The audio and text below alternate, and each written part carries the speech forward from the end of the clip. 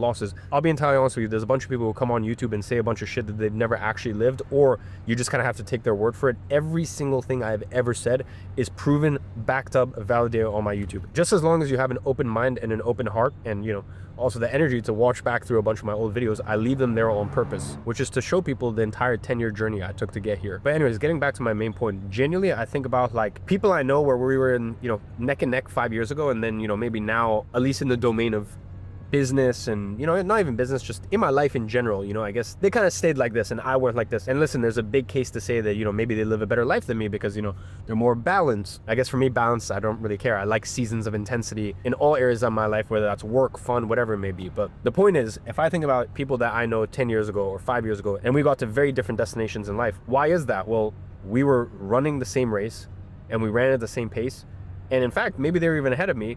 And at some point they were like, you know what, I'm good, I'm comfortable. And they just decided to sit by the side of the road, and they were like, you know what, I hit a fast 5 kilometers, but they never wanted to finish the marathon. They decided that they appreciated the side of the road more and the comfort of the side of the road more than finishing the marathon. That's a choice everyone has to make, but I can tell you right now, that will be the biggest wealth killer you have in your life. Comfort. By far the biggest wealth killer. If you want to get wealthy or rich or whatever term you want to use, and especially if you want to stay there, comfort will be your biggest enemy. And I've seen it time and time again. I can tell you, being successful in life, I'm not discounting it, I'm not discrediting it. Of course, it's difficult, but every single one of you, if you focus your mind on it, will be successful. Now, do I think that all of you guys will stay successful? To be honest, I don't know, because in my opinion, not letting comfort creep in and staying successful is substantially harder than getting success in the first place. And it's funny, talking about this concept of comfort, that brings me on to my next point, which is your parents' financial advice is probably 30 years outdated.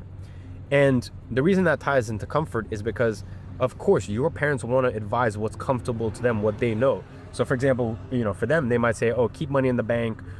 You know, you have to focus on being a homeowner because that's how probably they made majority of their wealth, but that may not be how we made our wealth. Now, you know, let's say, for example, for us, we tell our kids, I don't know, some people have a good time in crypto, some people have a bad time, but let's say you have